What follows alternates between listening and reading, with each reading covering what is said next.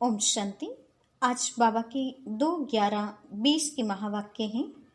आज विशेष बाबा ने हम बच्चों को बाप का पैगाम देने की बात सुनाई है। बाबा ने कहा विशेष सभी को बाप का परिचय दो, बाप का पैगाम देने का शौक होना चाहिए।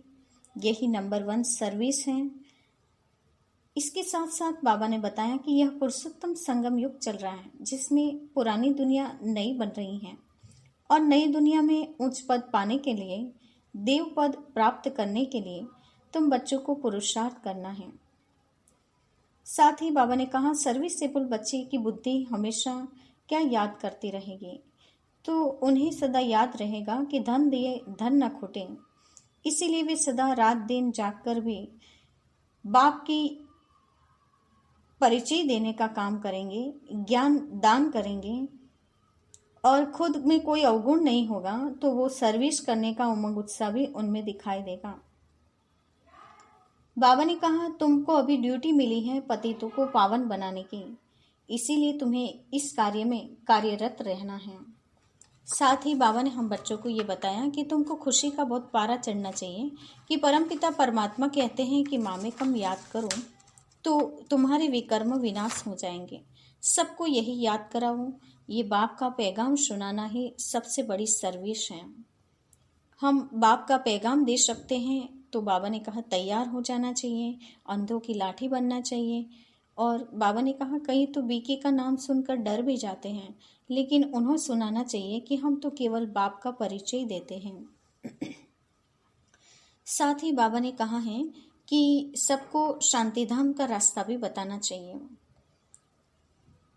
और अंत में बाबा ने बताया कि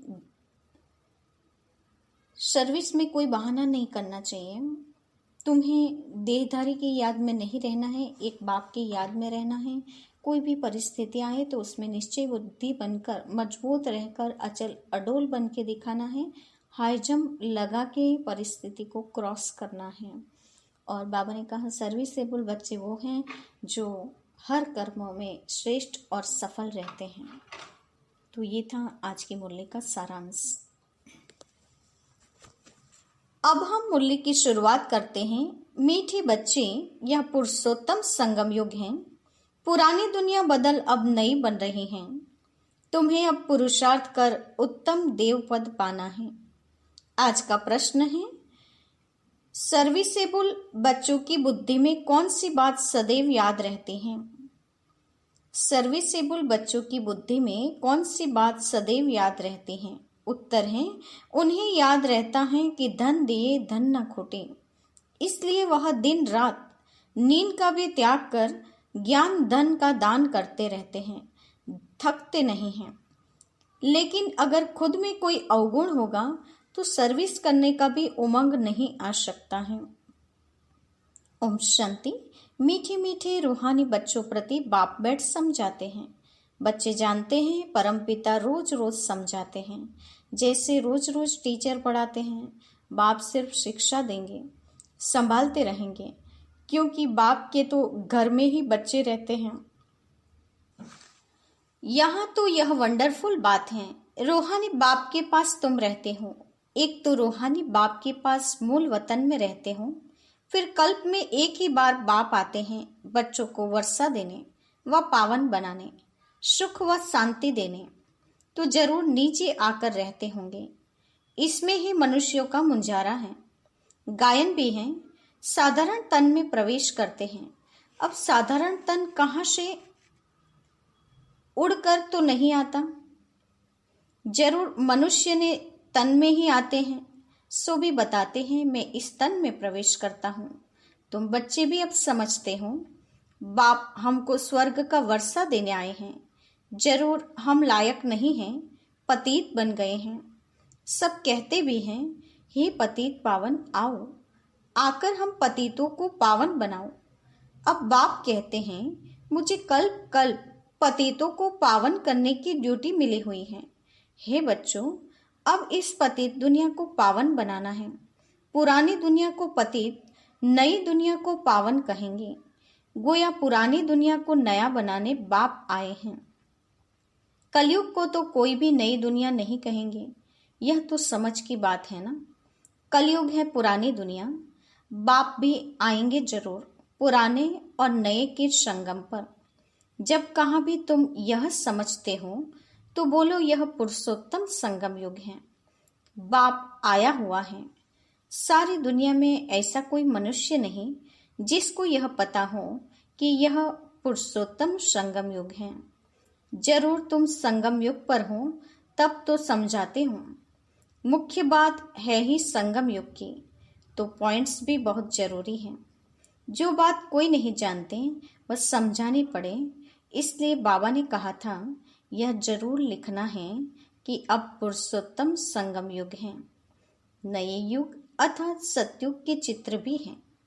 मनुष्य कैसे समझे कि यह लक्ष्मी नारायण सतयुगी नई दुनिया के मालिक हैं। उनके ऊपर अक्षर जरूर चाहिए, पुरुषोत्तम संगम युग। यह जरूर लिखना है क्योंकि यही मुख्य बात है। मनुष्य समझते हैं कलयुग में अभी बहुत वर्ष पड़े हैं, बिल्कुल ही घोर अंधियारे में हैं, तो समझाना पड़े नई दुनिया के मालिक यह लक्ष्मी नारायण हैं। यह है पूरी निशानी। तुम कहते हो इस राज्य की स्थापना हो रही है, गीत भी है नवयुग आया अज्ञान नींद से जागो। यह तुम जानते हो। अब संगम युग है, इनको नवयुग नहीं कहेंगे, संगम को संगम युग ही कहा जाता है। यह है पुरुषोत्तम संगम युग, जबकि पुरानी दुनिया खत्म हो और नई दुनिया स्थापन होती है। मनुष्य से देवता बन रहे हैं, राजयोग सीख रहे हैं। देवताओं में भी उत्तम पद है ही लक्ष्मी नारायण का। यह भी है तो मनुष्य, इनमें देवी गुण है, इसीलिए देवी देवता कहा जाता है। सबसे उत्तम गुण है पवित्रता का। तब तो मनुष्य देवताओं के आगे जाकर माथा टेकते हैं। यह सब पॉइंट्स बुद्धि में धारण उनको होगी जो सर्विस करते हैं। कहा जाता है धन दिए धन न खोटे। बहुत समझानी मिलती रहती है, नॉलेज तो बहुत सहज है, परंतु कोई में धारणा अच्छी होती और कोई में नहीं होती है। जिनमें अवगुण है वह तो सेंटर संभाल भी नहीं सकते हैं। तो बाप बच्चों को समझाते हैं प्रदर्शनी में भी सीधे सीधे अक्षर देने चाहिए। पुरुषोत्तम संगम युग तो मुख्य समझाना चाहिए। इस संगम युग पर आदि सनातन देवी देवता धर्म की स्थापना हो रही है। जब यह धर्म था तो और कोई धर्म नहीं था। यह जो महाभारत लड़ाई हैं उनकी भी ड्रामा में नोंद है। यह भी अभी निकले हैं, आगे थोड़ी थे। 100 वर्ष के अंदर सब खलास हो जाते हैं। संगम युग को कम से कम 100 वर्ष तो चाहिए ना। सारी दुनिया नई बननी है। न्यू दिल्ली बनाने में कितना वर्ष लगा तुम समझते हो। भारत में ही नई दुनिया होती है, फिर पुरानी खलास हो जाएगी। कुछ तो रहती है ना, प्रलय तो होती नहीं। ये सब बातें बुद्धि में हैं। अभी है संगम युग। नई दुनिया में जरूर यह देवी देवता थे, फिर यही होंगे। यह है राजयोग की पढ़ाई। अगर कोई डिटेल में नहीं समझा सकते हैं तो सिर्फ एक बात बोलो, परमपिता परमात्मा जो सबका बाप है, तो उनको सब याद करते हैं। वह हम सब बच्चों को कहते हैं तुम पतित बन पड़े हो, पुकारते भी हो हे पतित पावन आओ। बरोबर कलयुग में है पतित और सतयुग में पावन होते हैं। अब परमपिता परमात्मा कहते हैं देह सहित यह सब पतित सबन छोड़ मामेकम याद करो तो पावन बन जाएंगे। ये गीता के ही अक्षर हैं। है भी गीता का युग। गीता संगम युग पर ही गाई हुई थी, जबकि विनाश हुआ था। बाप ने राजयोग सिखाया था, राजा स्थापन हुई थी, फिर जरूर होगी। ये सब रूहानी बाप समझाते हैं।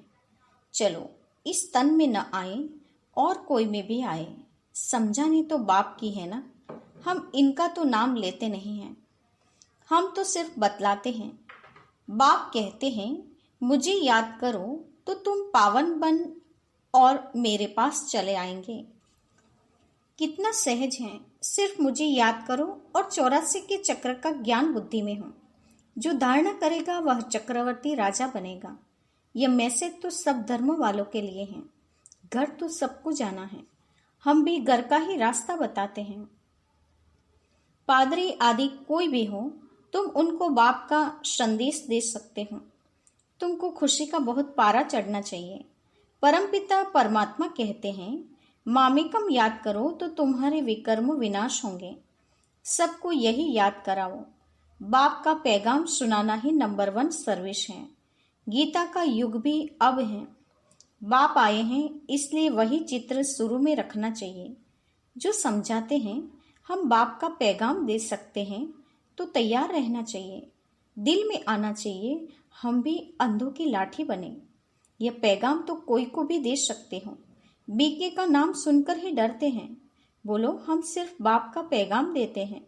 परमपिता परमात्मा कहते हैं, मुझे याद करो बस। हम किसकी ग्लानि नहीं करते।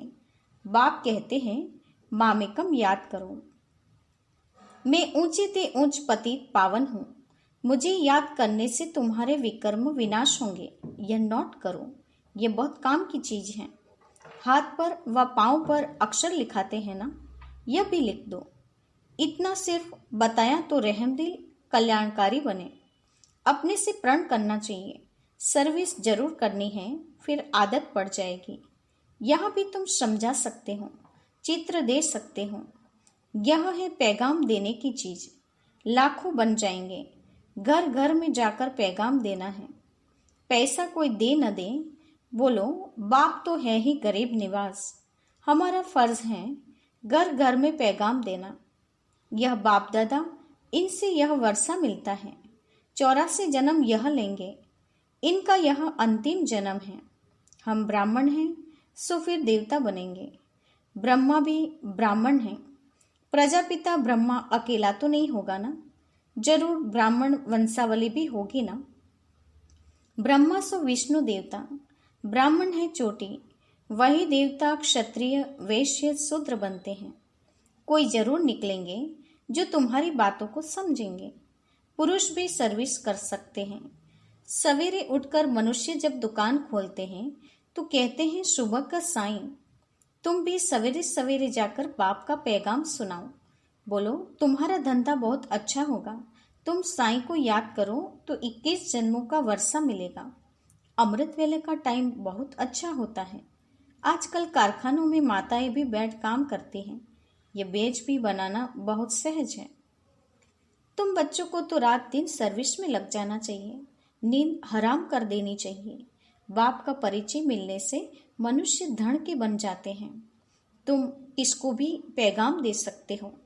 तुम्हारा ज्ञान तो बहुत ऊंचा है। बोलो हम तो एक को याद करते हैं। क्राइस्ट की आत्मा भी उनका बच्चा थी। आत्माएं तो सब उनके बच्चे हैं। वही गॉड फादर कहते हैं कि और कोई भी देहधारियों को मत याद करो। तुम अपने को आत्मा समझ मामेकम याद करो तो विकर्म विनाश हो जाएंगे, मेरे पास आ जाएंगे। मनुष्य पुरुषार्थ करते ही हैं घर जाने के लिए, परंतु जाता कोई भी नहीं। देखा जाता है बच्चे अभी बहुत ठंडे हैं, इतनी मेहनत पहुंचती नहीं, बहाना करते रहते हैं। इसमें बहुत सहन भी करना पड़ता है। धर्म स्थापक को कितना सहन करना पड़ता है। क्राइस्ट के लिए भी कहते हैं उनको क्रॉस पर चढ़ाया। तुम्हारा काम है सबको संदेश देना। उसके लिए युक्तियां बाबा बताते रहते हैं। कोई सर्विस नहीं करते हैं तो बाबा समझाते हैं धारणा नहीं है। बाबा राय देते हैं कैसे पैगाम दो। ट्रेन में भी तुम यह पैगाम देते रहो। तुम जानते हो हम स्वर्ग में जाते हैं, कोई शांति धाम में भी जाएंगे ना। रास्ता तो तुम ही बता सकते हो। तुम ब्राह्मणों को ही जाना चाहिए, है तो बहुत। ब्राह्मणों को कहाँ तो रखेंगे ना। ब्राह्मण देवता क्षत्रिय प्रजापिता ब्रह्मा की औलाद तो जरूर होंगे ना। आदि में है ही ब्राह्मण। तुम ब्राह्मण हो ऊंचे ते ऊंच, वह ब्राह्मण है कुख वंशावली। ब्राह्मण तो जरूर चाहिए ना, नहीं तो प्रजापिता ब्रह्मा के बच्चे ब्राह्मण कहाँ गए। ब्राह्मणों को तुम बैठ समझाओ तो वह जट समझ जाएंगे। बोलो तुम भी ब्राह्मण हो, हम भी अपने को ब्राह्मण कहलाते हैं। यह बताओ, तुम्हारा धर्म स्थापन करने वाला कौन? ब्रह्मा के सिवाय कोई नाम नहीं लेंगे। तुम ट्रायल कर देखो। ब्राह्मणों के भी बहुत बड़े बड़े कुल होते हैं। पुजारी ब्राह्मण तो ढेर हैं। अजमेर में ढेर बच्चे जाते हैं। कभी कोई मैंने समाचार नहीं दिया कि हम ब्राह्मणों से मिले। उनसे पूछा, तुम्हारा धर्म स्थापन करने वाला कौन? ब्राह्मण धर्म किसने स्थापन किया? तुमको तो मालूम है सच्चे ब्राह्मण कौन है। तुम बहुतों का कल्याण कर सकते हो। यात्राओं पर भक्त ही जाते हैं। ये चित्र तो बहुत अच्छा है लक्ष्मी नारायण का। तुमको मालूम है जगदम्बा कौन है, लक्ष्मी कौन है। ऐसे ऐसे तुम नौकरों, बेलनियों आदि को भी समझा सकते हो। तुम्हारे बिगड़ तो कोई है नहीं जो उन्हों को सुनाए। बहुत रहमदिल बनना है। बोलो, तुम भी पावन दुनिया में जा सकते हो। अपने को आत्मा समझो। श्री बाबा को याद करो। शौक बहुत होना चाहिए किसको भी रास्ता बताने का। Underline point. बाबा ने कहा, शौक रखना है तो रखो, किसी को रास्ता बताने का, बाप का परिचय देने का। जो खुद याद करते होंगे वही दूसरों को याद कराने का पुरुषार्थ करेंगे। बाप तो नहीं जाकर बात करेंगे। यह तो तुम बच्चों का काम है। गरीबों का भी कल्याण करना है। बेचारे बहुत सुखी हो जाएंगे। थोड़ा याद करने से प्रजा में भी आ जाए, वह भी अच्छा है। यह धर्म तो बहुत सुख देने वाला है। दिन प्रतिदिन तुम्हारा आवाज जोर से निकलेगा। सबको यही पैगाम देते रहो। अपने को आत्मा समझ, बाप को याद करो। तुम मीठे मीठे बच्चे पद्मा पदम भाग्यशाली हो। आज का स्वमान पद्मा पदम भाग्यशाली है। जबकि महिमा सुनते हो तो समझते हो, फिर भी कोई बात की फिक्रात आदि क्यों रखनी चाहिए। यह है गुप्त ज्ञान, गुप्त खुशी। तुम हो इनका गणितो वॉरियर्स। तुमको अननोन वॉरियर्स कहेंगे और कोई अननोन वॉरियर्स हो नहीं सकता। तुम्हारा दिलवाड़ा मंदिर पूरा यादगार है। दिल लेने वाले का परिवार है ना। महावीर, महावीरनी और उनकी औलाद, यह पूरा तीर्थ है। काशी से भी ऊंची जगह हुई। अच्छा, मीठे मीठे सिकिलते बच्चों के प्रति माता पिता बाप दादा का याद प्यार और गुड मॉर्निंग। रूहानी बाप की रूहानी बच्चों को नमस्ते। हम रूहानी बच्चों की रूहानी माता पिता बाप दादा को याद प्यार और नमस्ते। पूरी मुरली का धारणा युक्त मुख्य सार। पहले पॉइंट, घर घर में जाकर बाप का पैगाम देना है। सर्विस करने का प्रण करो। सर्विस के लिए कोई भी बहाना मत दो। दूसरे पॉइंट, किसी भी बात की फिक्रात नहीं करनी है। गुप्त खुशी में रहना है। किसी भी देहधारी को याद नहीं करना है। एक बाप को याद करना है। आज का वरदान है, परिस्थितियों को गुड लक समझ अपने निश्चय के फाउंडेशन को मजबूत बनाने वाले अचल अडोल भव। परिस्थितियों को गुड लक समझ अपने निश्चय के फाउंडेशन को मजबूत बनाने वाले अचल अडोल भव। वरदान का स्पष्टीकरण है, कोई भी परिस्थिति आए तो आप हाई जंप दे दो, क्योंकि परिस्थिति आना भी गुड लक है। यह निश्चय के फाउंडेशन को मजबूत करने का साधन है। आप जब एक बारी अंगद के समान मजबूत हो जाएंगे तो यह पेपर भी नमस्कार करेंगे। पहले विकराल रूप में आएंगे और फिर दासी बन जाएंगे। चैलेंज करो, हम महावीर हैं। जैसे पानी के ऊपर लकीर ठहर नहीं सकती, ऐसे मुझ मास्टर सागर के ऊपर कोई परिस्थिति वार कर नहीं सकती। स्वस्थिति में रहने से अचल अडोल बन जाएंगे। तो बाबा ने कहा, परिस्थिति आती है तो उस समय हाई जंप देकर परिस्थितियों को क्रॉस करो, उसे गुड लक समझो और निश्चय का फाउंडेशन पक्का रखो, तो विजय सहज होगी। अचल अडोल बने रहेंगे। आज का स्लोगन है, नॉलेजफुल वह है जिनका हर कर्म श्रेष्ठ और सफल हो। नॉलेजफुल वह है जिसका हर कर्म श्रेष्ठ और सफल हो। आज के मुख्य पॉइंट्स हैं। आज विशेष बाबा ने हम बच्चों को बाप का परिचय देने की युक्तियां बताई हैं। बाबा ने कहा, आप पादरी को भी मैसेज दो, कोई गरीब या बिलनिया हैं उनको भी मैसेज दो, प्रदर्शनी में सबसे अच्छा चित्र बाबा ने कहा लक्ष्मी नारायण का है, उसको रख के भी समझा सकते हो। तो विशेष बाबा ने हम बच्चों को आज शौक रखना है, तो बाबा ने कहा किसी को भी बाप को परिचय का रास्ता दिखाना चाहिए। बाबा ने कहा गरीबों का भी कल्याण करना चाहिए, बेचारे बहुत सुखी हो जाएंगे। बाबा ने कहा कि तुम पद्मा पदम भाग्यशाली हो, और सबको ये मैसेज दो कि स्वयं को आत्मा समझ बाप को याद करना है। तो ये मैसेज देना भी बहुत ऊंची बात है। बाबा ने कहा किसी भी बात की कोई चिंता या फिक्र नहीं करनी है, तुम्हें तो अंदरूनी गुप्त खुशी में रहना चाहिए। साथ ही बाबा ने कहा कि टाइटल भी दिया हम बच्चों को, पद्मा पदम भाग्यशाली हो, तुम महावीर हो, अननोन वॉरियर्स हो। ये सारे बाबा ने टाइटल्स हम बच्चों को दिए हैं, और वो टाइटल के याद में हमें रहना है। साथ ही बाबा ने आज हम बच्चों को मूल्य की शुरुआत में बताया कि पुरुषोत्तम संगम युग चल रहा है, जिसमें अभी पुरानी दुनिया बदलकर नई बन रही है। इसमें हमें देव पद पाना है, तो पुरुषार्थ जरूर करना पड़े। साथ ही ये गायन भी है कि धन दिए धन ना खोटे। तो बाबा ने कहा नींद का भी त्याग कर रात दिन, बाबा ने कहा कि सर्विस करनी चाहिए। सर्विस से बोल बच्चे, बाबा ने कहा जो अवगुणों से मुक्त होंगे वो सर्विस कर सकते हैं। तो ये था आज के मूल्य का सार। अच्छा, ओम शांति।